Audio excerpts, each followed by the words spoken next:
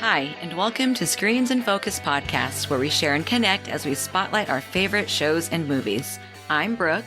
I'm Diana. And this is episode 110. Woo! Today, we're going to be talking about the Oscar nominations of 2021. Yay! I am so excited. Yes! I love the Oscars. So, we're going to be talking about nominated films and performances that we've seen or maybe not have seen, but we want to see. And we're excited to watch them. So excited. I cannot wait to dive in all these movies.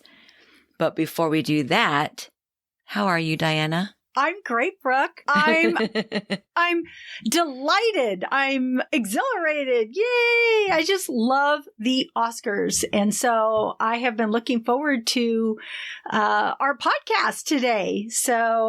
And there are 9 actors of color that are nominated. Some of those nominees are Viola Davis, Andra Day for Best Actress, Stephen Yeun, Riz Ahmed, Chadwick Boseman for Best Actor, Lakeith Stanfield, Daniel Kaluuya, and Leslie Odom Jr. for Best Supporting Actor, and Yoo Jung-yeon for Best Supporting Actress. Yay! Amazing. Congrats to all of them and all the nominees. It's just so exciting to even be nominated. So it's just kudos to everybody.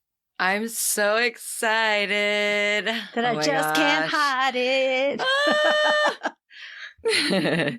Seriously. Oh, well, thank you for meeting with me today, Diana. You look so beautiful. Oh, you're so sweet. You look beautiful. You always look so awesome. Thank you. I know. I love the red carpet and looking at these beautiful people. So I'm not sure what to expect, but I'm hoping that we get to see some of that action that we are normally familiar with seeing. And, I've always wanted to do like a formal watch party, where we get dressed up. But I guess the trend this year is supposed to be metallics or neon. Yeah. Of those two, which would you pick to wear? Definitely metallic. I think, anyways, because I'm not sure how I would look at neon. I'm really curious to see how people will dress. But yeah, I'm going to go for metallic for me. What about you? Well, I'm feeling pretty cool now that I know that there's metallic trending. I have this really metallic scrunchie on my wrist. Yeah. So, oh my gosh, I would just want to wear like a really fun metallic color. Maybe like to where my body just looks like water. Yes. Maybe a blue metallic. Beautiful. I love it. Yeah. I think. And it could be loose or it could be fitted. It doesn't matter. It just depends on what I feel like showing. Yeah. Yes. But how cool would that be? That would be so cool. And you would look amazing in it. So amazing. I can picture you now. Or like super cool metallic or neon makeup.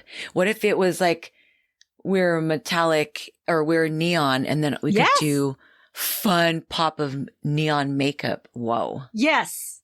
Okay. I think yes. That sounds awesome. Oh, gosh. I wish I had all the time in the world. I could we could do like the beauty blog and do our Oscars makeover. I know. We're remote. We're remote still, but it was so fun last year when we dressed up and we had cardboard cutouts and we had my little Best Actress Oscar, award. And it was so much fun. I loved it. This year, we're remote. So hopefully, next year we can dress up. It would be so awesome. Fun. I love it. Well, I loved hearing what you would wear, and you would look so amazing in it. But I would like to know what our listeners would wear. So friends out there, let us know. Would you wear metallic, neon? We want to know what you think. You can leave us a comment on Twitter at @in_screens. You can follow us on our Screens in Focus Facebook page, Instagram, and subscribe to our website. We would love it if you could rate and review wherever you get your podcasts. This is super helpful. The links are in our show notes. So, Brooke, Best Picture. The nominees are The Father, Judas and the Black Messiah, Mank, Minari, Nomadland, Promising Young Woman, Sound of Metal, The Trial of the Chicago 7. I want to know, what are your thoughts about any of these movies? Okay, so I have a long list of movies that I still intend to watch, and so many of these are on my list. Of this list, I have seen a couple of them so far. Minari and Nomadland. All the other movies are on my watch list, and I cannot wait to get to them. Nomadland was truly an amazing picture. I think just everything about it. I mean, the landscape was incredible. The angles of the film, the cinematography, the location. I mean, they must have had a drone in some of the shots following the van. So little things like that were eye-catching. All the vintage goods on the set, I can recognize. I actually bought chairs in Arizona to match the set that she was given by her friend. I love that. So when I go to Arizona, I'm going to sit in chairs just like hers. That's so cool. Yeah, it was beautiful. And I have Arizona, there's a place in my heart. And Quartzsite, just because I've seen it many times. So that whole film altogether, the vehicles, just the whole idea, the thought, the writing. I love that movie. I agree. I felt that Nomadland really opened my eyes to, those that have to travel to live. I just thought that was so, something I just wasn't aware of. And that's what I love about movies, that they can, you can learn so much through them. And often these people have to do that, not by choice, but by necessity. And what I loved about the film is that it doesn't objectify nomads. It gives them the respect that they deserve. And I thought that this film really captured, like you said, the beauty of the land. And also, I felt it captured the strength of people that people have within to survive and to keep going. So I just thought it was so beautiful. Awesome. That's a great thought. Thank you, Diana. The other movie that I saw on the list is Minari. Oh my goodness. And I was just talking about these movies today. Well, like pretty much every day that I work, I talk about TV to my friends and clientele. And so today, Minari was on my discussions because my friend who I was talking to is also a Walking Dead fan. And so I just put her up on game and let her know, hey girl, you got to check this movie out. It's got Glenn up in there. Yeah. 'Cause we were talking about when he was killed off the show by Negan. Yeah. And I'm like, I'll never look at Negan the same. Yeah. In reference to Glenn. I'll always see Glenn, who is Steven Yeun, who was, who played the dad in Minari.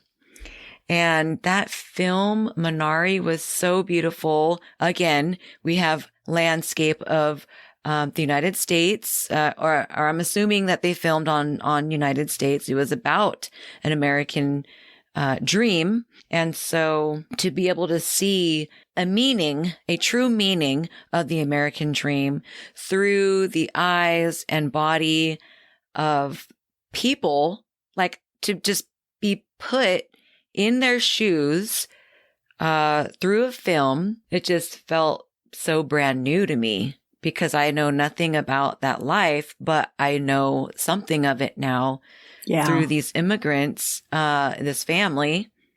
Yeah. And their achievements.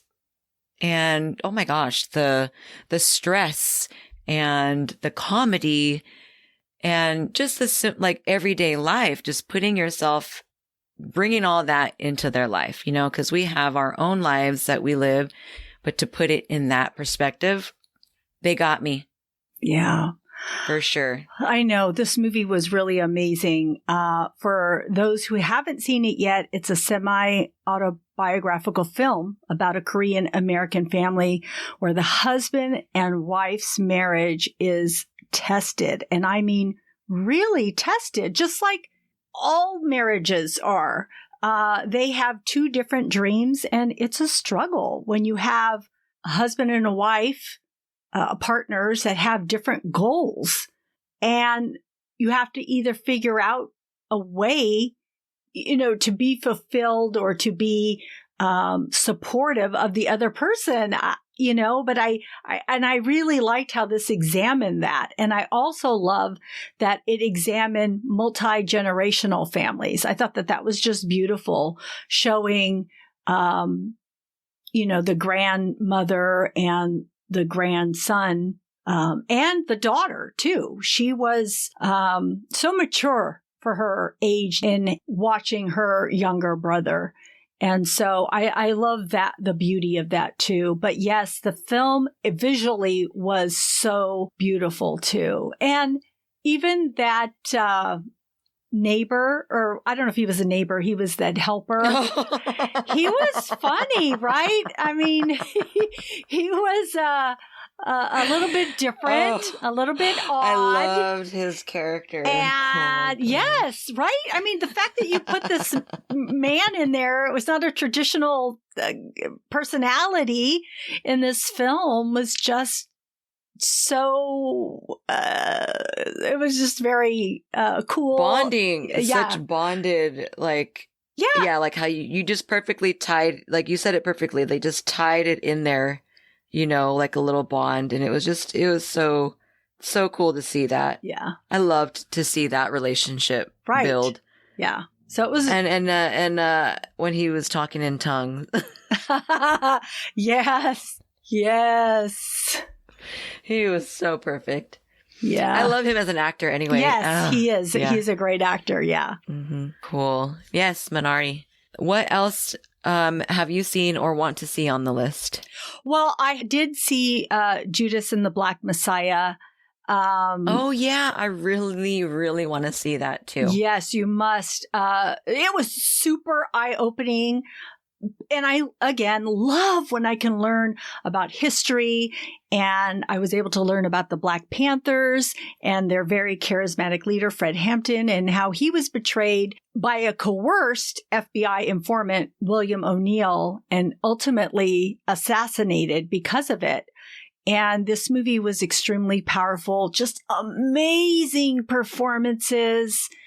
It's something you have to experience and just have to watch. So it was very good. Awesome. I can't wait to see it. So I also saw Sound of Metal, and it's about a drummer who begins to lose his hearing and has to cope with this condition that affects his livelihood and his life.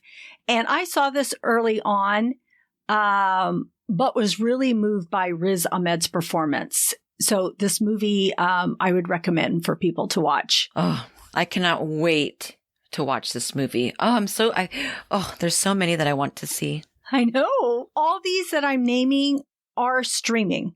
I think Minari was the only one that I had to pay additional money to see, but everything else that I'm mentioning here that I have seen, it is streaming either Netflix or Prime or HBO or any of those. I also saw The Trial of the Chicago 7 on Netflix, and I saw that quite a while back.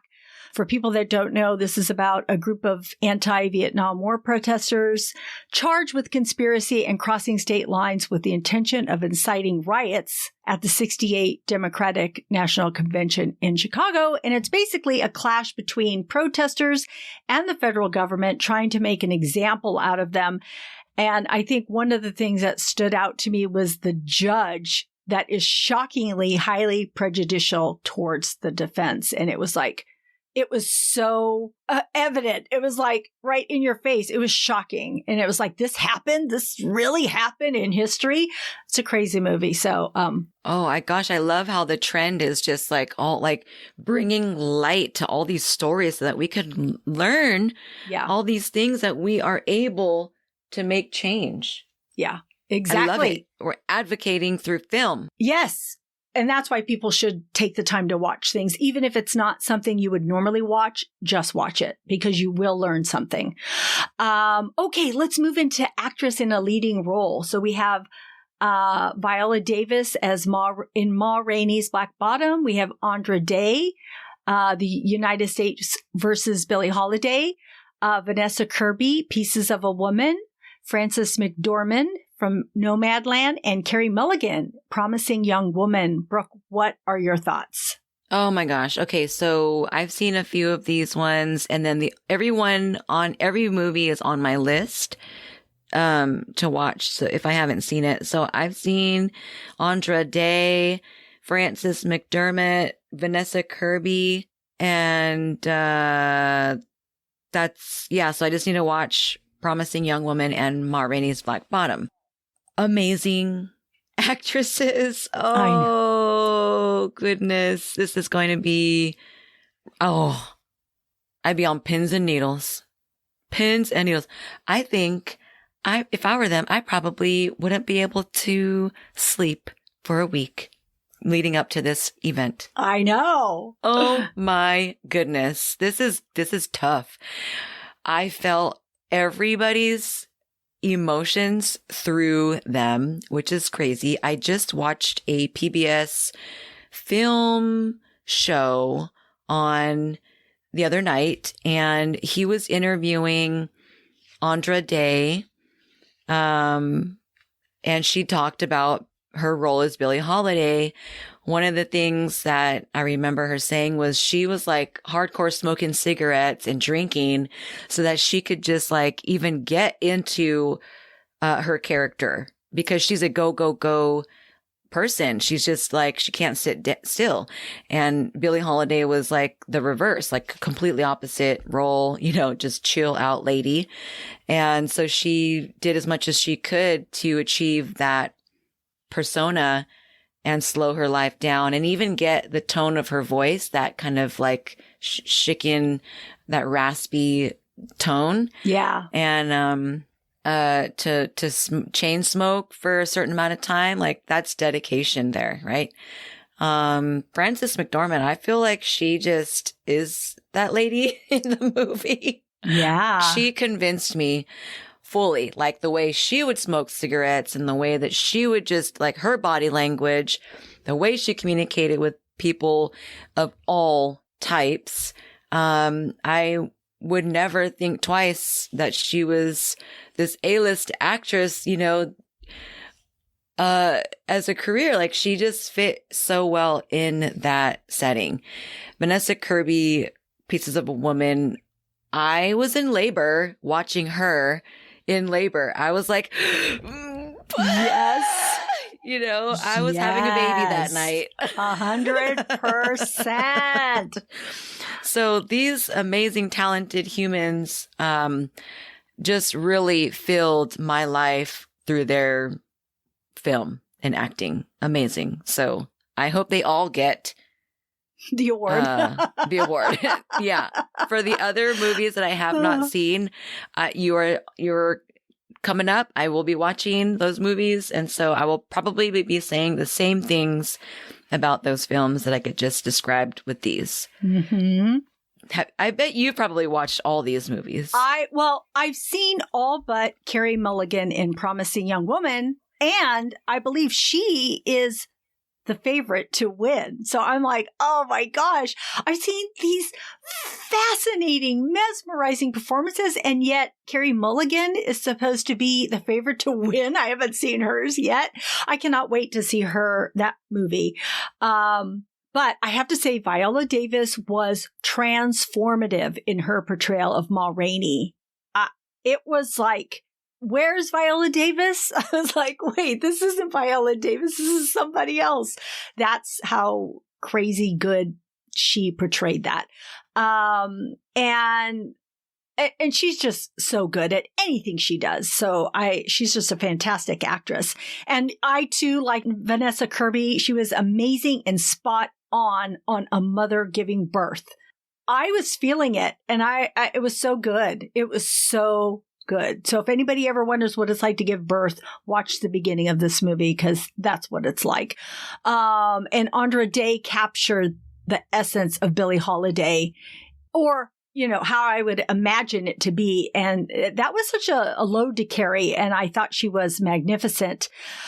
But Frances McDormand, her strength, it was her strength in the quietness of her role in Nomadland that stood out to me. And I think that that's something that's hard to do, to be a quiet actress, but still portray so much emotion with that. So I don't know. It's like, yeah, it's going to be tough.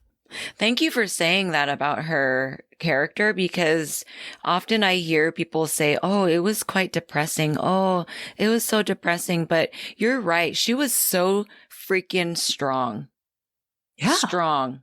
Yeah. So she let's look at this in a way that we can appreciate an individual having to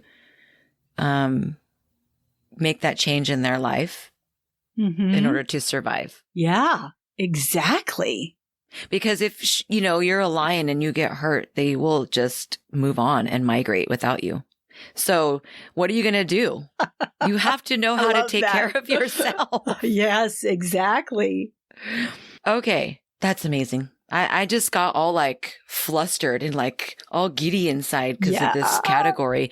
But I also am excited about the best actor in a leading role. So we've got Riz Ahmed in Sound of Metal, Chadwick Boseman in Ma Rainey's Black Bottom, Anthony Hopkins in The Father, Gary Oldman in Mank, and Steven Yeun in Minari.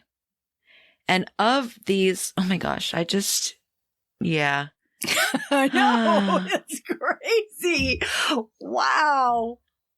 I love all these actors here. And, Steven Yeun, he just really surprised me. He surprised me. He really, truly did. I only know him as one character. Well, one, and then he was in another film that I've seen, but I only really reference him to that one main character.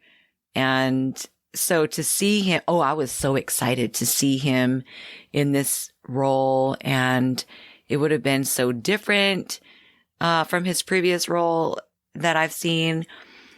And he really blew me away. I mean, he touched my heart because I just have that little soft spot for him. Yeah. But then to see him in such a dominant role, I guess, but there was like a softness to it as well. I don't know. He just felt like family.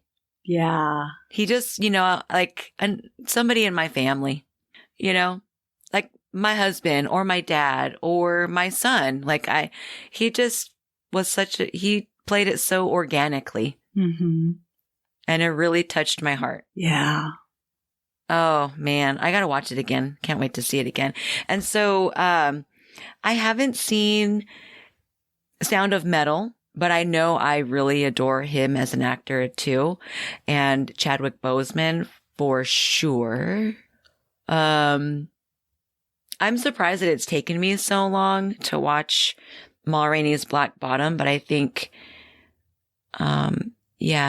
it's been really, I got really you to watch it today. I'm like, watch it today. Oh, I know. So what my thoughts are with this movie is, my heart broke when I heard of his passing. And I can really, I'm holding back my tears right now as I speak about him. So I think there's just been, part of me that's just It's going to be hard for me to see. I know.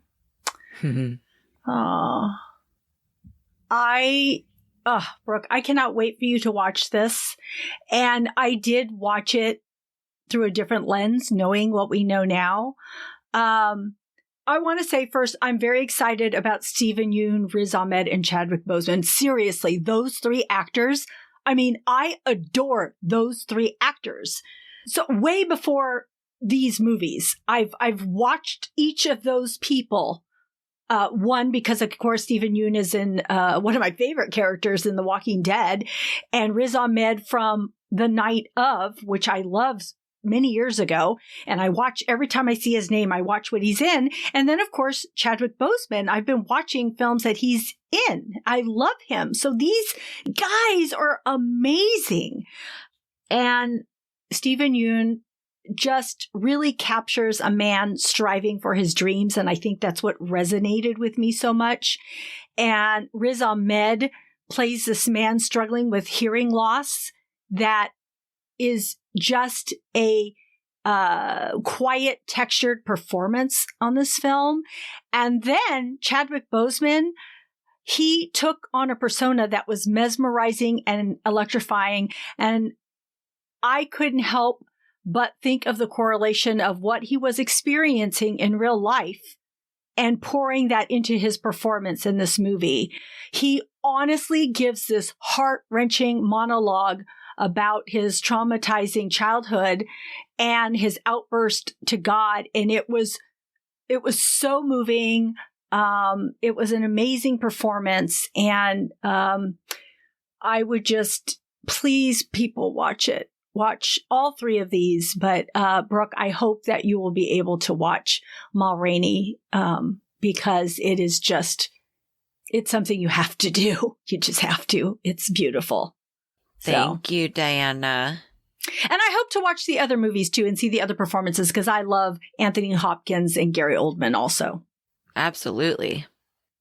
So, Brooke, do you have any other nominations you'd like to bring up or discuss? Well, I always look forward to watching all the other little itty bitty, like the little additives to making a movie, like special effects. Nothing big. Right?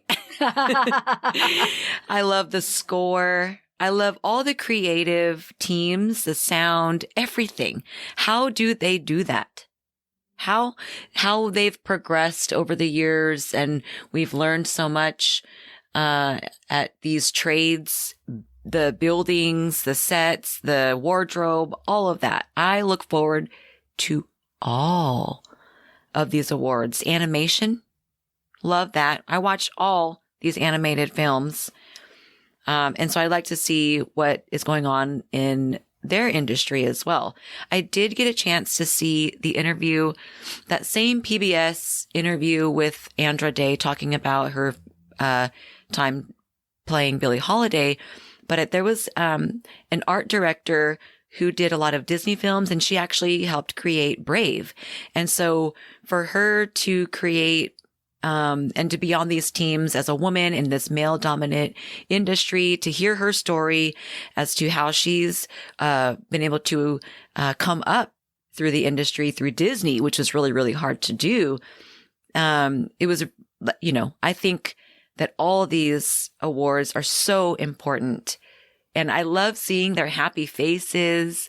They just look like human beings like you and me. Yeah. And so to see them work so hard, their life's work put into this film, and to see them up on stage, I'm very excited and happy for them as well. What other nominations do you like to see, or would you like to talk about? I wanted to bring up directing because I really do. It is one of the things that I love to watch for and to see who will win. And I'm really pulling for Chloe Zhao, who directed Nomadland, because I just think I think she wrote it and edited it and directed it. So she put on a lot of hats just for this. And I just think it's a beautiful, beautiful film.